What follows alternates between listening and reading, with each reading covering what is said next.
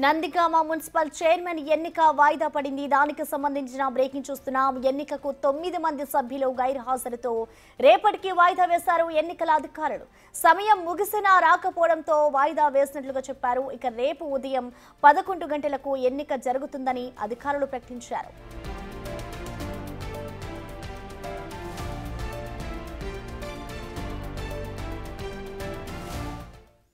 దీనిపై మరింత సమాచారాన్ని నందిగామ నుంచి మా ప్రతినిధి శివ లైవ్ అందిస్తారు. శివ,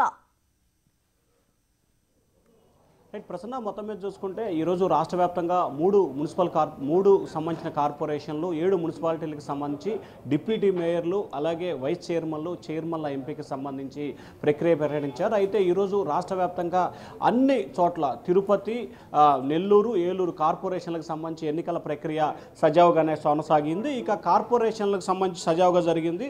మున్సిపాలిటీలకు సంబంధించి కూడా పిడుగురాళ్ళ, నందిగామ 2 మున్సిపాలిటీలకు సంబంధించి ఎన్నికైతే వాయిదా పడ్డ పరిస్థితి కనిపించింది.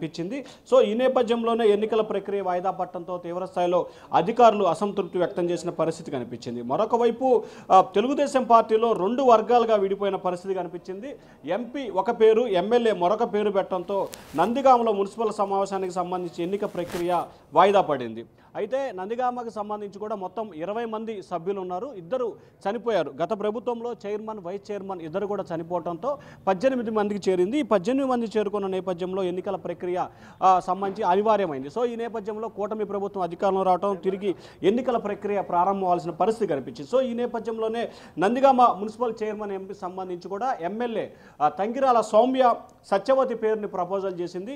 ఎంపీ కేసినేని చిన్ని స్వర్ణలతకు బీఫామ్ ఇవ్వాలని చెప్పి కూడా నిర్ణయం తీసుకున్నారు. సో ఈ నేపథ్యంలో అధిష్టానం మాత్రం స్వర్ణలత వైపే మొగ్గు చూపింది. ఆమెనే కొనసాగించాలని చెప్పి కూడా పార్టీ హైకమాండ్ ఆదేశాలు జారీ చేసింది. కానీ ఎమ్మెల్యే తంగిరాల సౌమ్య మాత్రం పార్టీ అధిష్టానాన్ని ధిక్కరిస్తూ కూడా ఆమె సొంత ఏజెండాని అమలు చేసిన పరిస్థితి కనిపించింది. ఈరోజు ఉదయం 10 గంటలకు మున్సిపల్ సమావేశం, అత్యవసర సమావేశం నిర్వహించాలని చెప్పి అధికారులు రాష్ట్ర వ్యాప్తంగా నోటిఫికేషన్ ఇచ్చారు. అయితే ఈ నోటిఫికేషన్ సంబంధించి నందిగామ ఆర్డీఓ బాలకృష్ణ ప్రత్యేక ఎన్నికల అధికారిగా నియమించి ఆయన ఉదయం 10 గంటలకే రావడం జరిగింది.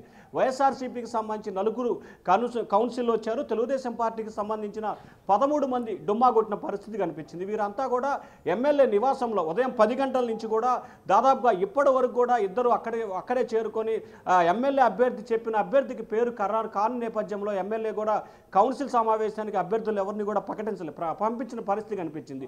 ఈ నేపథ్యంలో ఈ అంశానికి సంబంధించి కూడా అధిష్టానం తీవ్రస్థాయిలో ఆగ్రహం వ్యక్తం చేయడంతో పాటు పూర్తి వివరాలు నివేదిక ఇవ్వాలని చెప్పి కూడా పార్టీ అధిష్టానం ఆదేశాలు జారీ చేసింది.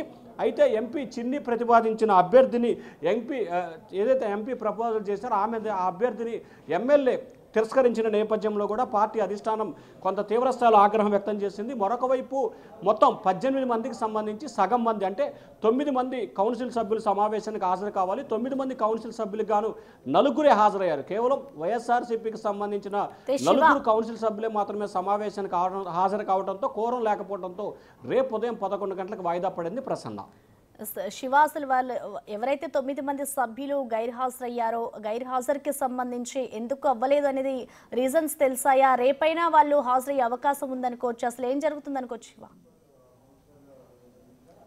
అంటే ఇక్కడ ప్రధానంగా ఒకే అంశాన్ని మనం ప్రామాణికంగా తీసుకోవాలి. ఎమ్మెల్యే 2 అధికార పార్టీకి సంబంధించిన నేతలే, 2 కూడా తెలుగుదేశం పార్టీ సింబల్పై గెలిచిన వ్యక్తులే. ఒకరు విజయవాడ ఎంపీ కేసినేని చిన్ని, 2 నందిగామ శాసనసభ్యురాలు తంగిరాల సౌమ్య. వీరిద్దరూ కూడా తెలుగుదేశం పార్టీ తరఫున గెలవడం జరిగింది. అయితే ఇక్కడ స్వర్ణలత అనే ఆమెకి సంబంధించి కూడా ఎంపీ కేసినేని చిన్ని మద్దతు పలికాడు. సత్యావతి అనే మహిళకి ఎమ్మెల్యే తంగిరాల సౌమ్య మద్దతు పలికారు. సో 2 కూడా చెరొకరికి అభ్యర్థికి మద్దతు పలకడంతో ఎన్నిక ప్రక్రియ వాయిదా పడింది. సో స్థానిక శాసనసభ్యురాలు తంగిరాల సౌమ్య నేతృత్వంలో ఇటీవల కాలంలో వైఎస్ఆర్సీపీకి సంబంధించిన కొంతమంది కౌన్సిలర్లు టీడీపీలో చేరటం జరిగింది. సో ఈ నేపథ్యంలోనే ఇటు తెలుగుదేశం పార్టీకి సంబంధించిన కౌన్సిలర్లు, ఇటు వైసీపీ నుంచి చేరిన కౌన్సిలర్లు మొత్తం కూడా 13 మంది ఎమ్మెల్యే నివాసంలో సమావేశమయ్యారు. కానీ ఎమ్మెల్యే ప్రతిపాదించిన అభ్యర్థిని ఏదైతే సత్యవతికి అవకాశం అధిష్టానం ఇవ్వలేదు కాబట్టి ఆమె ఆ సమావేశానికి ఎవరిని హాజరు కాకుండా చూశారనేది మనకైతే సమాచారం అందుతుంది. సో ఈ నేపథ్యంలో నివాసంలోనే ఉదయం 10 గంటల నుంచి ఇప్పుడు 12 గంటల వరకు, అంటే కోరం లేక వాయిదా పడే వరకు కూడా కౌన్సిల్ సభ్యులు 13 మంది కూడా ఎమ్మెల్యే నివాసంలోనే ఆమెతో చర్చలు జరుపుతున్నారు.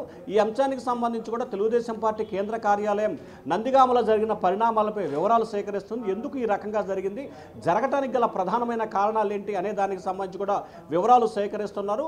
కేవలం ఎంపీ ఎమ్మెల్యే వీరి మధ్య ఉన్న భేదాభిప్రాయాలు కావచ్చు, విభేదాలు కావచ్చు, ఈ అంశం మూలంగానే ఎన్నిక ప్రక్రియ ఈరోజు వాయిదా పడింది.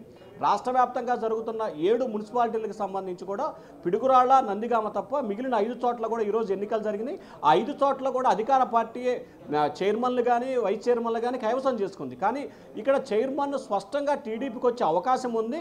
ఖచ్చితంగా వైఎస్ఆర్సీపీ ఇక్కడ బలం కూడా లేదు. ఎందుకంటే 9 మందికి సంబంధించి, అంటే 20 మంది సభ్యులు ఉండాల్సిన దానికి సంబంధించి వైఎస్ఆర్సీపీకి 11 మంది ఎవరికైతే మద్దతు ఉంటుందో వారే చైర్మన్ అవుతారు. సో వైఎస్ఆర్సీపీకి 4 ఉన్నారు, తెలుగుదేశం పార్టీకి 13 మంది ఉన్నారు, అలాగే ఎమ్మెల్యే ఓటు ఎంపీ ఓటుతో కోల్చుకుంటే దాదాపుగా 15 మంది ఉంటారు. సో ఇక్కడ ఖచ్చితంగా ఎన్నిక ప్రక్రియ లాంఛనమే, కానీ కావాలనే ఎంపీ ఎమ్మెల్యే మధ్య విభేదాల కారణంగానే ఈరోజు సమావేశం వాయిదా పడిందని భావించాలి. ప్రసన్న. Thank you Shiva.